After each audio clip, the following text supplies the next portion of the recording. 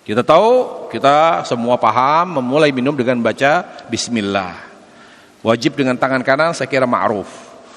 Sunnah Nabi alaihissalam ketika minum, ya, itu bukan dengan gelak gitu, tapi minum gitu, di luar napasnya, jangan di dalam gelas. Minum gitu. Jadi jangan bernapas di dalam gelas. Itu yang dimaksud dengan minum 3 kali. Kalau memang kita mau minum lebih dari 3 kali, lebih dari 3 tegukan, nggak ada masalah.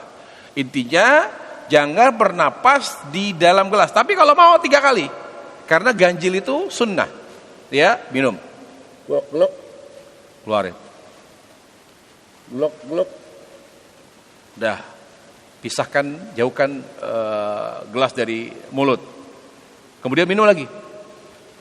Nah gitu. Jadi sunnah 3 kali. Dasarnya pada kata Nabi kata Abu Hurairah, anna Rasulullah SAW kana yashrab fi 3 anfas. Bahwa Rasulullah SAW senantiasa minum dengan 3 nafas. Jadi jangan napas di dalam gelas, dan kalau memungkinkan 3 kali tegukan selesai. Tapi kalau memang kita butuh minum banyak, nggak apa-apa. 3, 4 kali napas, 5, 6, yang penting jangan bernapas di dalam gelas. Begitu. Ya. Kemudian berikutnya, ya.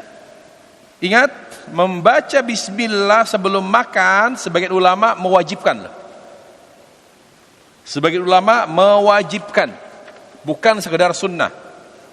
Bukan sekedar sunnah, bahkan sebagian ulama menganggapnya wajib. Ini sudah saya singgung ya di awal bab makan kalau tidak salah, bahwa membaca bismillah hukumnya adalah wajib menurut sebagian ulama, ya, dengan beberapa pertimbangan dalil.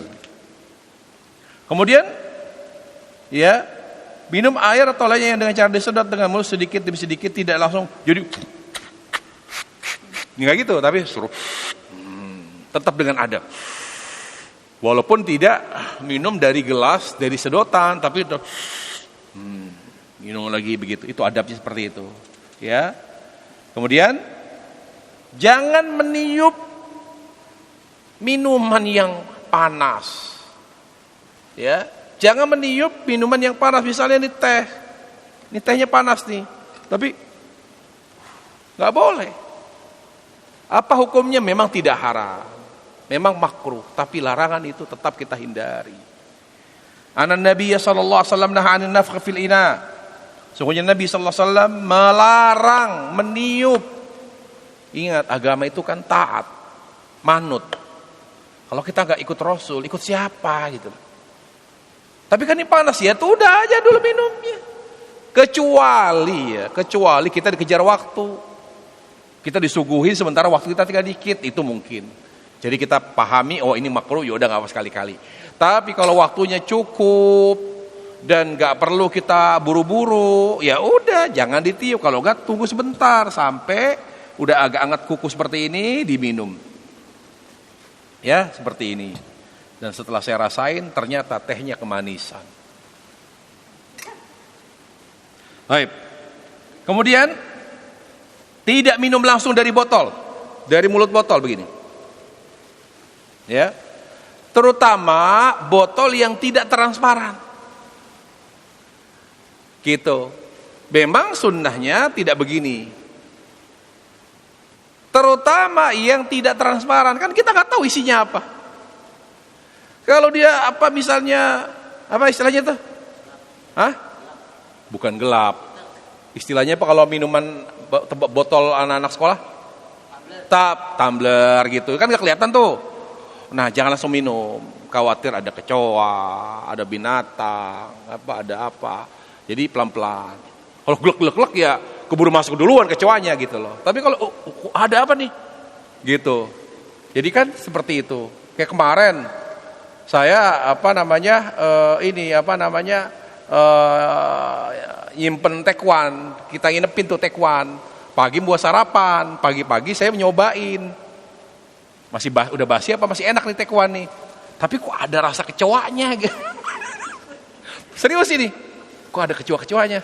Emang ini rasa tekwan begini, saya bilang. Saya tanya sama istri. Enggak, katanya. masih enak sih, tapi kok ada kecoa-kecoanya. Saya nggak ngerti, saya aduk. Pak, udah kalau ada kecoanya udah buang aja. Jangan, mubazir, saya bilang. Saya belum lihat tuh. Pas saya aduk, kecoanya udah tenggelam. Aduh, untung saya baru cobain. Udah buang aja, buang. Ya udah saya buang akhirnya. Padahal kecoa itu kan binatang paling bersih itu. Hah? Deh, coba lihat di penelitian. Dari tubuh kita bersihan kecoa. Baunya iya. Coba deh. Coba. Gitu, kecuali dia bawa kuman. Tapi dia paling bersih. Nah, udah itu ya. Kak, jadi adabnya jangan begini. Nah, baru diajarin, udah minum langsung kayak begitu, gak ada gelas ya. Kak, susah praktekin. Orang lapangan susah diarahin, udah, saya percuma deh ngajarin teori deh, kagak dipraktekin. Udah. Terus yang berikutnya, dianjurkan kita banyak minum susu. Ya, minum susu sapi. Karena banyak manfaatnya. Banyak manfaatnya, terutama mengandung banyak inilah manfaat buat tubuh. Kemudian sunnahnya, kalau kita habis minum susu atau minuman yang mengandung susu atau campurannya susu, disunnahkan berkumur. Ini sunnah. Jadi kalau kita minum misalnya jus pakai susu, minum apa pakai susu gitu ya, coklat susu, kopi susu, apa aja yang mengandung susu, sunnahnya berkumur. Lihat, kata Nabi alaihissalam, "Idza syaritumul labana famadmidu fa inna lahu dasma au dasama." Apabila kalian selesai minum susu, maka berkumurlah. Ini sunnah. Jadi habis minum kopi susu nih, kumur. Kenapa dianjurkan kita berkumur? Karena susu itu mengandung lemak. Wallahi berpahala. Kemudian doa. Doanya kita hafal. Ya, setelah kita minum susu, doanya apa? Allahumma barik lana fi wazidna minhu. Doanya begitu. Allahumma barik. Pertanyaannya, Ustadz, kalau minum susu istri kita gimana? Sama. Lah, kalau misalnya dia bengkak nih, anak lagi gak pengen, ya bapaknya yang nyusul lah, gak ada masalah. Sama, doa juga begitu. Boleh, tidak berlaku hukum penyusuan. Ya, gak ada. Jadi kita minum, doa, ya, doa seperti itu, terus berkumur. Kita berkumur depan istri. Kok kamu berkumur? Emang ASI saya najis? Enggak, sunnahnya begitu, dijelaskan. Ya, nah kemudian yang terakhir, disunnahkan minum air manis seperti air madu pakai es. Itu sunnah. Jadi kita biasakan di rumah punya madu dan minum tuh, karena minuman kesukaan Nabi. Air madu, air adem kasih madu, kalau lebih afdal lagi pakai es, campur madu, itu minuman kesehatan itu. Itu minuman kesehatan. Dan kalau mau lebih percaya atau mau lebih ini lagi, saya punya langganan di Condet itu Abu Salim, itu dia ada minuman madu itu. Jadi dia minta air madu gitu. Nanti dia madu, air adem kasih madu, kasih es. Diaduk, itu madunya madu Yaman atau madu Kashmir. Enaknya itu kayak di surga sih. Itu apalagi makannya nafsi kapsah, minumnya itu. Nah, coba sekali-kali. Jadi saya bukan promo karena bukan punya saya Abu Salim. Tapi nyobain tuh. Oh, ini minuman Rasul kayak gini karena dia madunya luar biasa enak deh. Karena kalau madunya kurang cocok kadang-kadang malah enak gitu loh. Ini madunya pas. Jadi dia madu sedikit ya, mungkin enggak sampai seperempat, kurang dari seperempat, terus air kasih es. Kita aduk, terus minum, itu nikmatnya luar biasa. Nah, itulah minuman kesukaan Rasul Sallallahu Alaihi Wasallam. Nah, kalau kita ada madu di rumah, kali-kali minum, buat energi itu. Kalau habis pasdu minum itu, nggak usah teh, itu minuman kesehatan itu. Ya, habis pasdu kan lemas tuh, minum madu. Saya gitu kalau habis pasdu nih, ya tensi. Kalau siapa yang punya hipertensi, pasdu. Saya kemarin itu hipertensi sampai dokter bilang, wah ini harus kasih obat nih. Akhirnya besoknya saya langsung pasdu, turun dia. Tensinya turun. Dan saya habis tensi kan biasanya lemas tuh.